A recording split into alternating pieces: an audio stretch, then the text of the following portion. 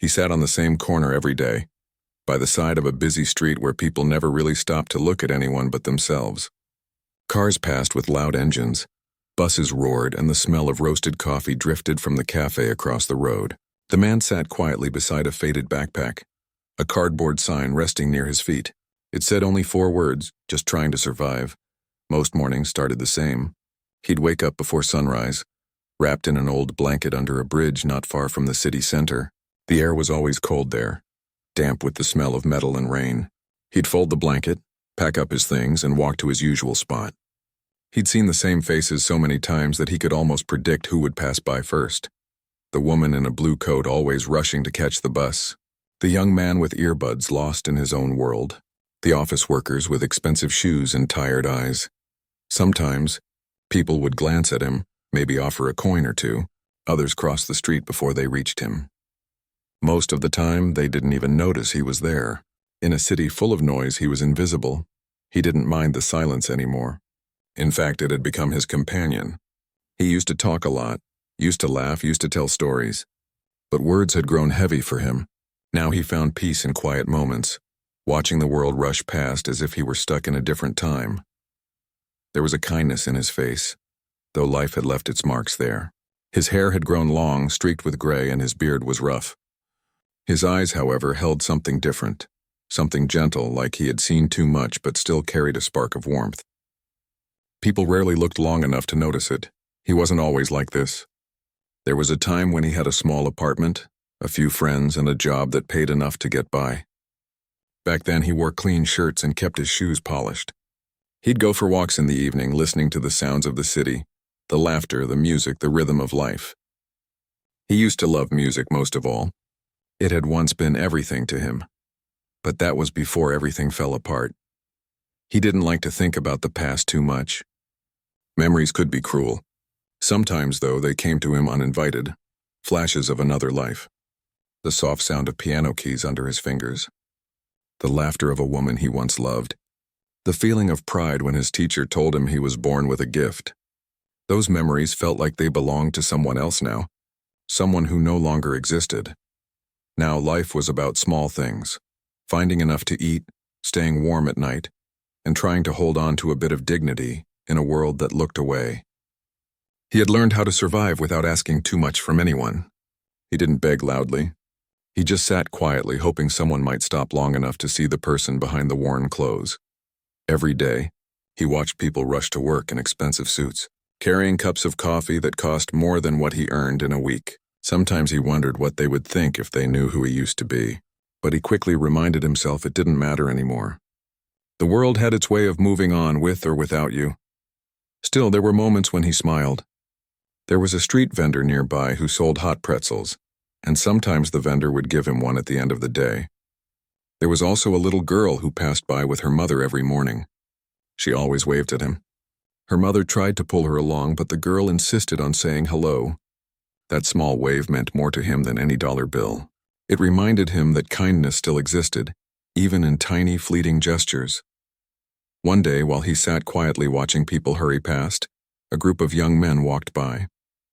They were laughing loudly, dressed in fine clothes, their watches shining under the sunlight. One of them pointed at him and whispered something that made the others laugh even harder. He heard them clearly. Jokes about his clothes, about the smell, about how he must have wasted his life. They didn't know anything about him, but that didn't stop them from judging. He looked down, pretending he didn't hear. He had learned long ago that pride could hurt more than hunger. But deep inside, it stung. Not because of the words, but because they reminded him how far he had fallen. Once he might have been one of them. Young, confident, full of dreams. Now he was the man they laughed at. The group walked away, their laughter echoing down the street, fading into the sound of traffic. He sighed, rubbing his hands together for warmth. The city could be cruel, but it could also surprise you when you least expected it. Later that afternoon, a light drizzle began to fall. He pulled his blanket over his shoulders and leaned against the wall. People opened umbrellas and hurried past, trying to stay dry. He didn't mind the rain much. It washed the dust off his clothes, and sometimes it felt like it washed a bit of sadness away too. As he sat there, a soft sound reached his ears. the faint notes of a piano coming from the cafe across the street. Someone was playing an old tune, something he recognized from years ago. He closed his eyes, letting the melody drift over him. For a moment, it was like time stopped. The rain, the noise, the loneliness, all of it faded. He could almost feel the smooth keys under his fingers again, the weight of the music pulling at his soul. When the song ended, he opened his eyes. The world came rushing back, cars honking, people shouting, rain tapping against the pavement. He sighed again, a deep, quiet sound. He had tried to forget music, but it never really left him. It was a part of who he was, buried somewhere deep beneath the years of hardship. He wondered if he'd ever touch a piano again. Probably not, he thought. Those days were gone. Still, he couldn't help but dream, even just for a moment. What if he could play one more time? What if he could remind the world, or maybe just himself, that he was still more than what they saw? The thought lingered as the rain slowed and the city lights began to glow in the evening mist. The streetlights flickered on, painting golden circles on the wet ground. He watched as people hurried home, carrying umbrellas and briefcases vanishing into the night. Soon the street grew quieter and he was alone again. He reached into his backpack and pulled out a small notebook. The cover was torn and the pages were wrinkled, but it was one of the few things he kept safe. Inside were notes, scribbles, and tiny pieces of melodies he had written long ago. He ran his fingers over the faded pencil marks. Each line carried a memory, a moment when music had been his voice, his hope, his reason to keep going. He smiled softly to himself. The city might not remember his name, but he remembered who he was. That was enough for now. As the night grew colder, he curled up under his blanket, listening to the sounds of the city fading around him. Somewhere in the distance, someone played another tune on the piano. The notes drifted through the air like a whisper, gentle, familiar, almost like they were calling to him. He closed his eyes and let the music carry him away, back to the time when his world was full of color and sound, when his hands could make people feel something real. It was just a memory, but it was a beautiful one. And for the first time in a long while, he drifted off to sleep with a small, peaceful smile on his face. Tomorrow, the same world would pass him by again. The same faces, the same laughter, the same indifference. But deep down, something had shifted. The sound of that piano had awakened a part of him he thought was gone forever. He didn't know it yet, but his life was about to change in a way no one, not even the billionaires who mocked him, could have ever imagined. The morning sun crept slowly over the tall buildings, washing the streets in soft light. He sat up under the bridge where he had spent the night, rubbing his hands together to shake off the cold. Another day had begun. The sounds of the city were already rising, car horns, footsteps, and distant chatter. He folded his blanket neatly, placed it in his backpack, and began his slow walk toward the busy corner where he usually sat. As he walked, he passed by a small park. Children played near the fountain, their laughter ringing through the air. He stopped for a moment to watch them. It reminded him of a different time, one that felt like a lifetime ago. Back then, he had a home, a family, and something to wake up for. Those days were warm and full of music. He had grown up in a small town far from the noise of the city. His parents didn't have much, but they were kind people. When he was a boy, his father found an old upright piano at a thrift store. It was scratched and slightly out of tune, but to him it looked like magic. The first time he touched the keys, something stirred inside him, a feeling he couldn't explain. Music made sense to him in a way that words never did. He used to sit at that piano for hours every evening. While other kids played outside, he would play melodies he made up in his head. Sometimes neighbors would stop by just to listen. They'd smile and tell his parents that he had a gift. He remembered how proud his mother used to look when she stood behind him, her hand gently resting on his shoulder as he played. Years passed, and his talent grew.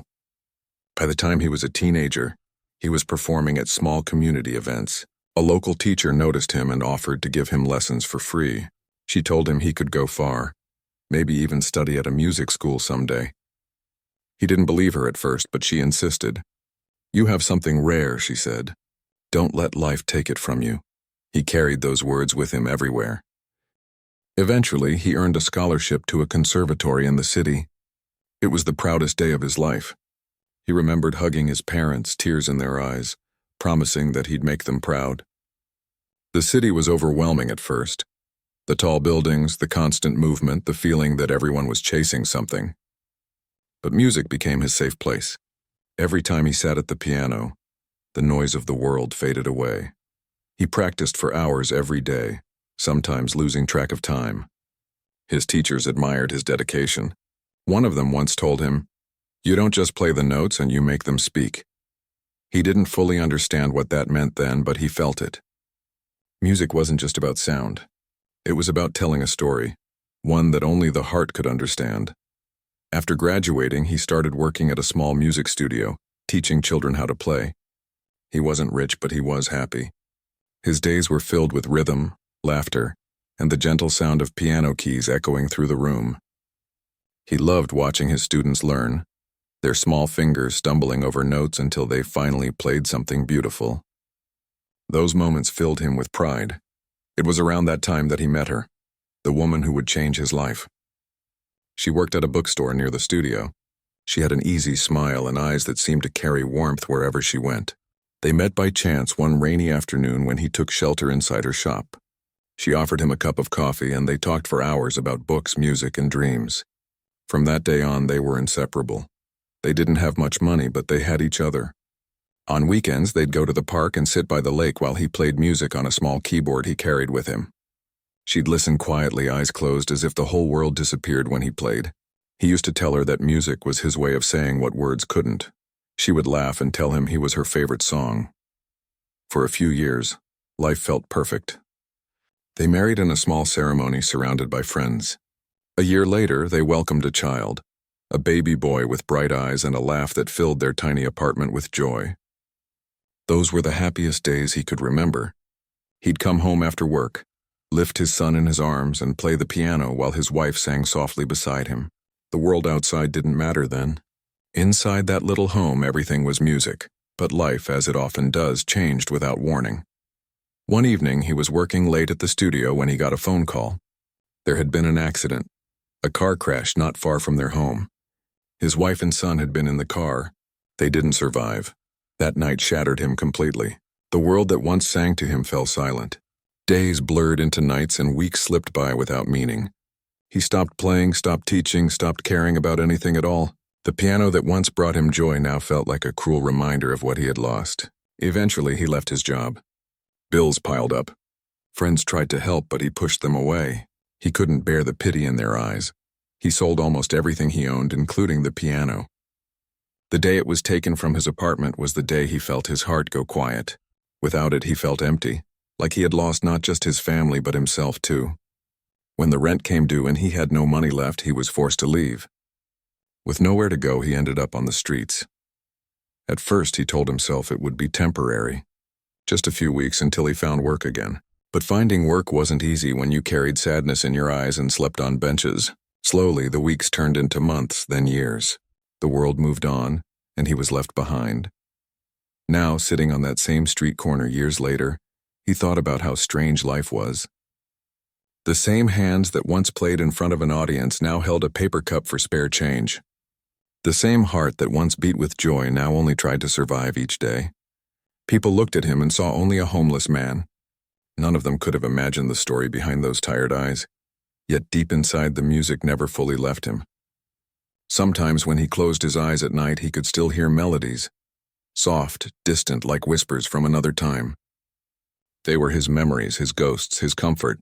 And though he didn't have a piano anymore, he still tapped rhythms on his knees, tracing invisible keys in the air. It was a quiet secret he kept from the world. One afternoon, as he sat near the cafe, a young boy stopped in front of him. The boy looked about 12, holding a small electric keyboard under his arm.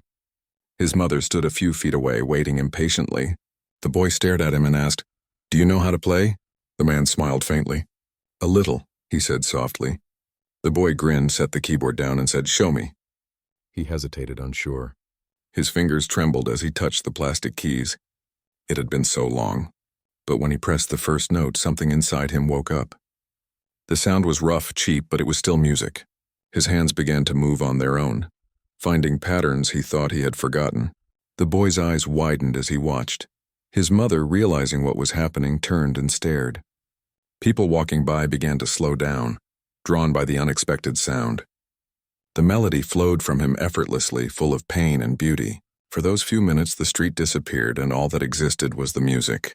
When he finally stopped, there was silence, then soft applause from a few onlookers. The boy smiled and said, "You're really good," before his mother quickly pulled him away, but the man didn't mind. His heart was racing. For the first time in years, he had felt alive. That night, as he sat under the bridge, he couldn't stop thinking about it. The sound, the feeling, the way people had stopped to listen. Maybe the music wasn't gone after all. Maybe it had just been waiting for him to find it again. He looked up at the sky, the stars barely visible through the city haze. For the first time in a long while, he whispered to himself, "Maybe I still have something left to give." The words felt strange, but good. Deep inside, something stirred. A spark, faint but real. He didn't know it yet, but that spark was the beginning of something greater. Life had buried his gift under years of pain and loss, but gifts like his never truly die.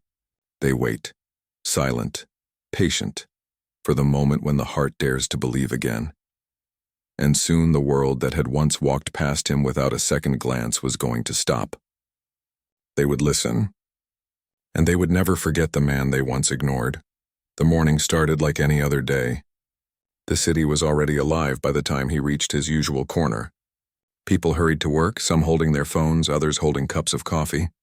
The sound of footsteps and car horns blended into a rhythm he had grown used to. Fast, cold, and predictable. He sat down, quietly arranging his small cardboard sign beside his backpack. He didn't expect much from the day.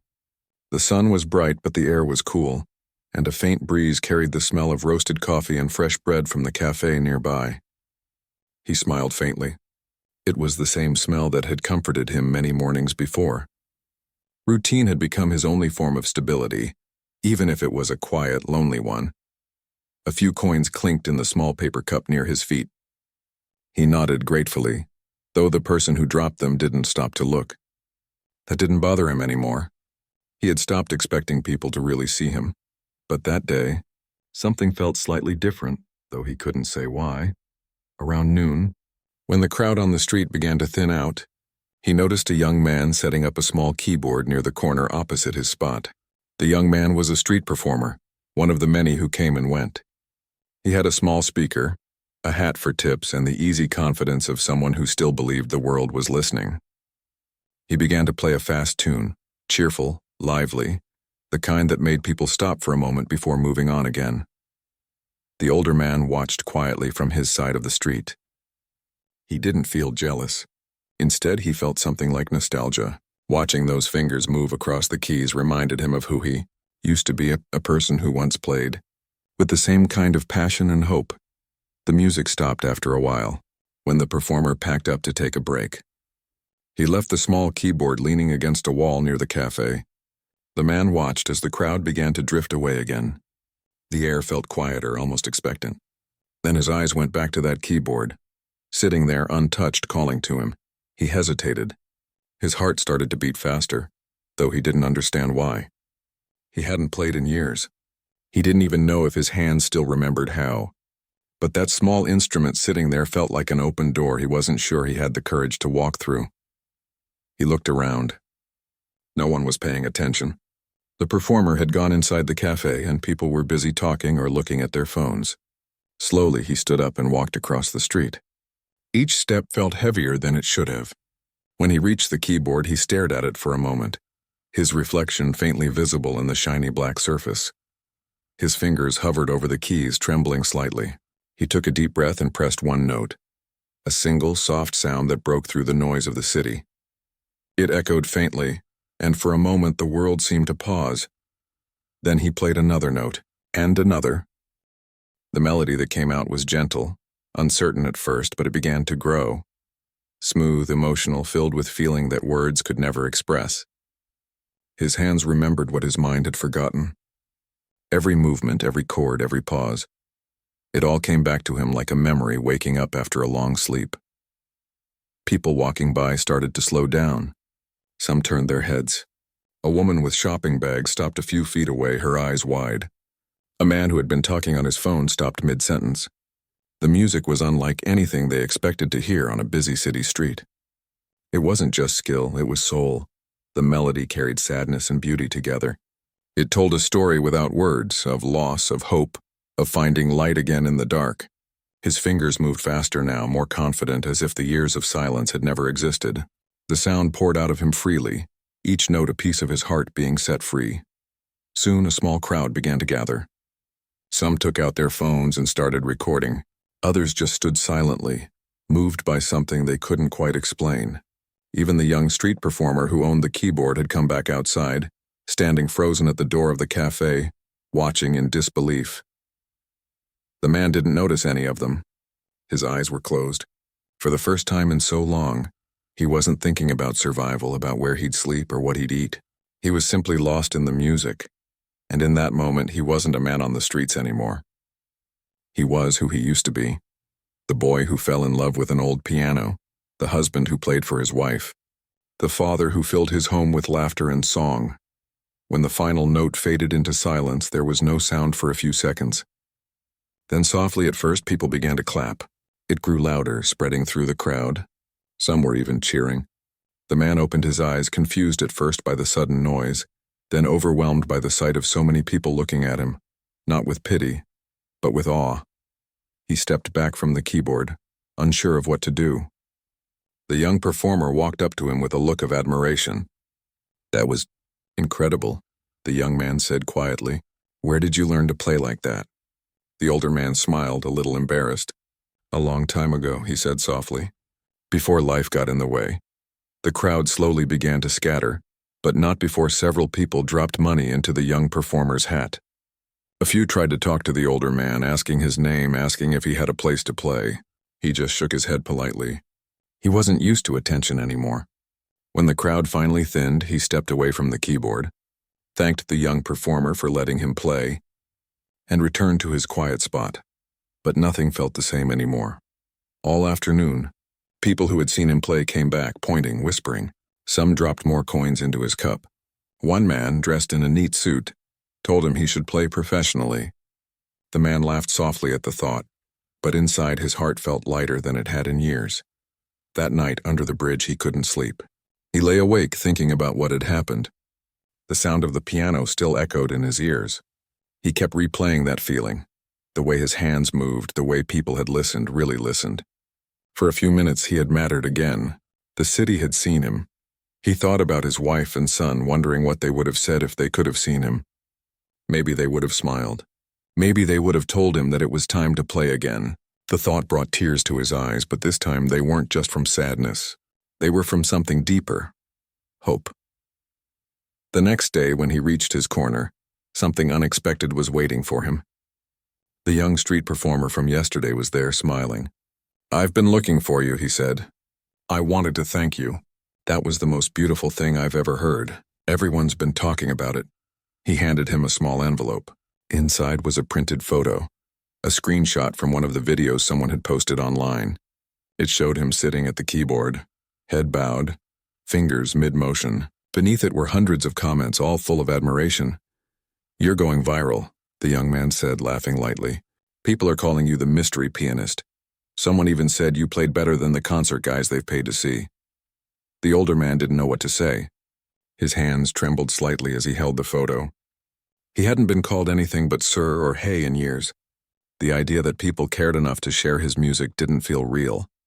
Over the next few days, more people began showing up near his corner. Some came hoping to hear him play again. Others brought food, clothes, and small gifts. A few even offered to buy him a proper piano. He was grateful, but also cautious. Life had taught him not to expect too much. Still, he couldn't deny that something had changed. Not just around him, but inside him. He began to smile more. When people talked to him, he looked them in the eye. He even started writing small melodies in his old notebook again, using a pencil someone had given him. The city that once ignored him now seemed to hum with a different kind of music, one that included him in its rhythm. A few nights later, as he sat under the bridge, he thought about how strange it all was. A few notes played on a stranger's keyboard had somehow brought him back to life. He realized that maybe, just maybe, the music had never left him at all. It had only been waiting for him to remember who he was. He looked at his hands, the same hands that had once held his child, the same hands that had played for his wife, the same hands that had been empty for so long. They still had purpose. They still had something to say. And as he drifted to sleep, he smiled quietly to himself, unaware that the world beyond that bridge was still watching his story unfold, and that soon, his music would reach places he could never have imagined. The morning light was softer that day, as if the city itself had slowed down for a moment. When he woke up under the bridge, he didn't feel the usual heaviness in his chest. For the first time in a long while, there was something different, a quiet excitement he couldn't quite explain. The memory of that performance on the street still lingered in his mind like a dream that refused to fade. As he packed his blanket and started his walk toward the city square, people he didn't know nodded or smiled at him. A few even stopped to say good morning. It felt strange but comforting. Usually he was invisible to the world. Now suddenly people seemed to see him. When he reached his usual spot, he noticed a small crowd waiting nearby. A few held phones, others had cups of coffee, and one man had brought a portable speaker. Someone called out, "Play something again." He was caught off guard. He hadn't planned to play. The young performer who had lent him the keyboard last time waved from across the street and brought it over.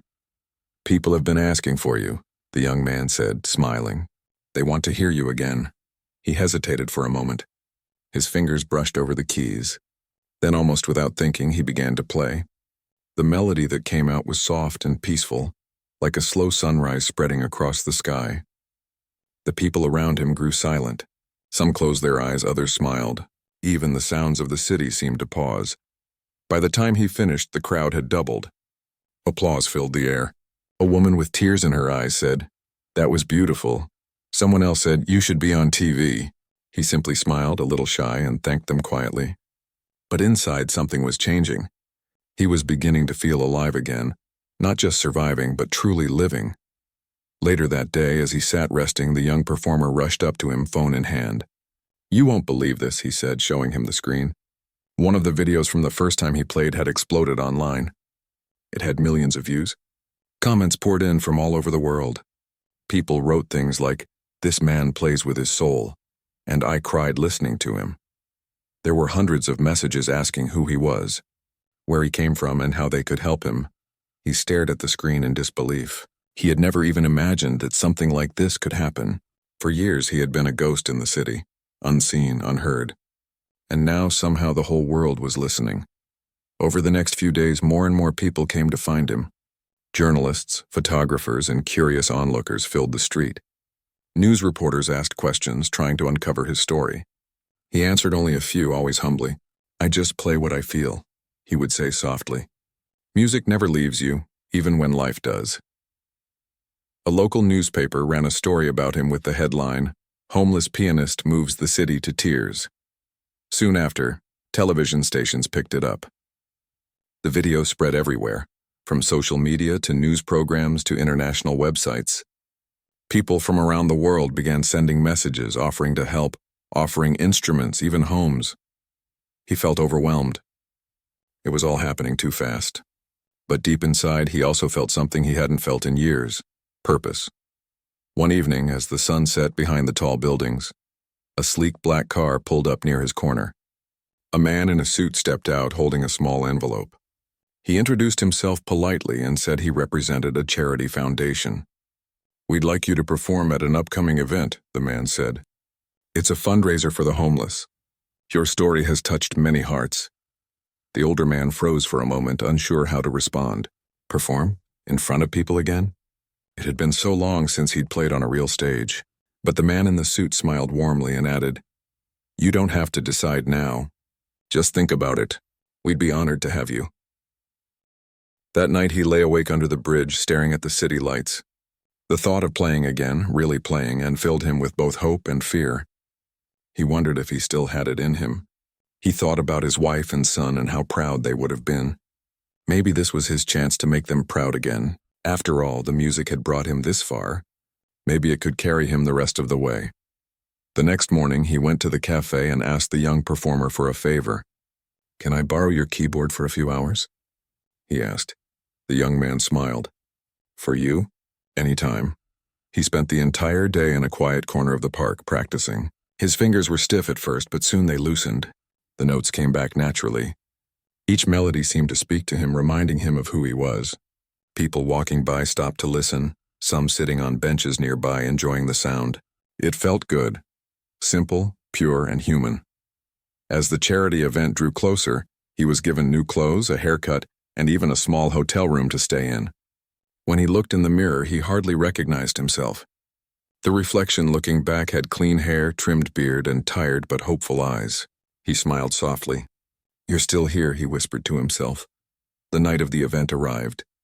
It was held in a grand hall filled with chandeliers, soft lighting, and rows of elegantly dressed guests. He had never been in a place like this before. He felt nervous as he stood backstage, his hands trembling slightly. The sound of voices, laughter, and clinking glasses filled the air. Somewhere out there were business owners, celebrities, and even billionaires. The same kind of people who once passed him by without a glance. A kind woman from the charity came to check on him. "Are you ready?" she asked gently. He took a deep breath and nodded. His heart pounded as he walked toward the grand piano on stage. The lights dimmed and the room grew quiet. He sat down, his fingers resting lightly on the keys. For a moment, he just looked at them, the same black and white pattern that had always been his home. Then he began to play. The first note was soft, like a whisper. Then came another and another. The melody rose and fell, gentle at first, then stronger. It was a piece he had written long ago, one he used to play for his family. It spoke of love, loss, and the small hope that survives even after everything else is gone. The hall was completely silent. Every ear listened, every heart felt. Even those who didn't understand music could feel the story behind it. He didn't play to impress anyone. He played to remember his wife's smile, his son's laughter, and all the years he thought he had lost. The room seemed to hold its breath as his fingers moved gracefully across the piano. The sound filled every corner, wrapping around everyone present like a warm embrace. When the final note faded, there was stillness. Then thunderous applause. People stood clapping and cheering. Some were wiping away tears. The billionaire sponsors, the business leaders, the famous faces. They all rose to their feet, silenced not by wealth or status, but by the music of a man they once ignored. He stood up slowly, eyes glistening, overwhelmed by emotion. He gave a small bow and whispered a quiet thank you. Cameras flashed. People called his name, but in that moment, all he could think about was how far he had come. From a forgotten street corner to this stage, from silence to song. After the performance, many came to speak with him. Some offered help, others wanted to collaborate. But what touched him most was when one woman said softly, "Your music reminded me what it means to feel human again." Those words stayed with him. That night, back in his small hotel room, he sat by the window looking out at the city lights. He thought about the bridge, the streets, the people who had walked past him. He thought about the young performer who had given him that small chance. And most of all, he thought about how a single moment, a single song, had changed everything. He picked up a small notebook and wrote a few lines inside. "Sometimes the world forgets you, but music remembers, and through it life finds you again." He smiled as he closed the notebook. The next day, his story would continue spreading. More interviews, more opportunities, more performances, but none of it mattered as much as the simple truth he had rediscovered, that he was still the same man who loved to play, who believed in the power of a melody to touch a heart. As the night deepened, he whispered a quiet promise to himself. "I'll keep playing. For them. For me. For everyone who needs to remember that beauty can come from anywhere." And with that, he drifted off to sleep, knowing that tomorrow would not be another day of survival, but another day of purpose, another day to share his gift with the world. The next morning, the city seemed different. The air felt lighter, the sky clearer, and the sound of traffic even seemed softer. When he woke up, he sat by the window of the small hotel room and watched people rushing to work, holding their coffee cups, talking on phones, living their busy lives. Just a few weeks ago, he had been invisible to all of them. Now people stopped him on the street, smiling, thanking him for his music. He still couldn't believe it. Life had turned in a way he never imagined. For so long, he had believed that his story was over, but it turned out it was only paused. Later that morning, The same man from the charity came by with good news. "The video from last night's performance has gone everywhere," he said excitedly. "You're trending across social media. People are sharing your music all over the world." He smiled softly, not quite knowing what to say. He had never cared about fame. He just wanted to play, to make people feel something real. A few hours later, he was invited to a talk show. The host greeted him warmly and said, "Your story has touched millions. Everyone wants to know, how did you learn to play like that?" He looked down for a moment, thinking carefully before answering. "I learned by listening," he said. "To life, to people, to silence. Music is just another way of hearing." The audience applauded. The host asked more questions and about his past, about living on the streets, about how he managed to keep going.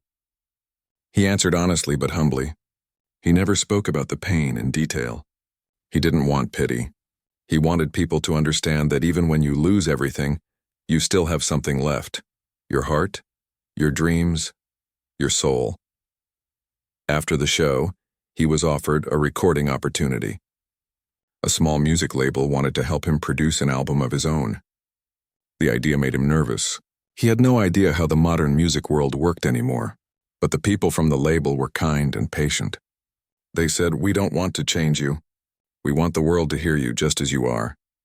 He agreed, and over the next few weeks he spent time in a studio, a place filled with shining instruments, quiet rooms, and kind people. At first it felt strange to be there. He had spent so many years playing on broken keys in the cold. Now he was surrounded by warmth, clean clothes, and people who believed in him. He recorded songs that came straight from his heart, melodies of loss, hope, love, and redemption. Some tracks were gentle and sad, others full of light and energy. Each one told a part of his journey. When the recording was done, the team told him they would release the album under his name. The first time he heard his own music played on the radio, he cried quietly. Not out of pride, but out of gratitude. He remembered the long nights under bridges, the days when he begged for coins, the stares from strangers, the laughter that cut deeper than words. And now here he was, not rich, not famous, but finally seen. One day, as he walked through the same streets where he used to play for spare change, a little girl ran up to him with her mother. She held a small paper in her hand. "Can you sign this?" she asked shyly. He smiled and signed his name carefully. The mother said softly, "You gave my daughter the courage to start playing piano again. Thank you." Moments like that meant more to him than any applause or award ever could. But what touched him even deeper came a few days later. A letter arrived at the studio. The envelope was old and the handwriting shaky. It was from an elderly man in another city. The letter read, "I lost my wife last year and for months I couldn't smile. Then I heard your song. For the first time I felt her presence again. Thank you for giving me that moment." He read the letter 3 times, tears filling his eyes. It reminded him why music mattered. It wasn't about perfection or success. It was about connection. One heart reaching another through sound. Months passed, and his story continued to inspire people. Documentaries were made, magazines wrote about him, and musicians wanted to collaborate. But he stayed humble. He still played on the streets sometimes, not for money, but because it reminded him where he came from. One afternoon, he returned to the spot where everything had begun, that same corner near the cafe. The young performer who had first handed him the keyboard came running up to greet him. "You made it," he said with a laugh. "You're famous now." He chuckled softly. "No," he said. "I'm just lucky. You gave me the chance to be heard." The young man shook his head. "You gave the world something real. That's bigger than luck." They set up the keyboard, and once again the older man began to play. This time the crowd that gathered was even larger. Families, children, tourists, people from all walks of life stopped to listen. Some recorded on their phones, others simply stood still, letting the sound wash over them. He played a piece that blended joy and sorrow, light and darkness, a melody that told the story of every person who had ever fallen and found a way to stand again. The music rose and swirled through the air like a gentle wave. When he finished, the crowd erupted in applause. Among the people clapping, he noticed a group of men in suits, the same billionaires who had once laughed at him when he was just another homeless man playing on the sidewalk. They looked humbled now, Their eyes softer, their expressions changed. One of them even stepped forward and said quietly, "Your music.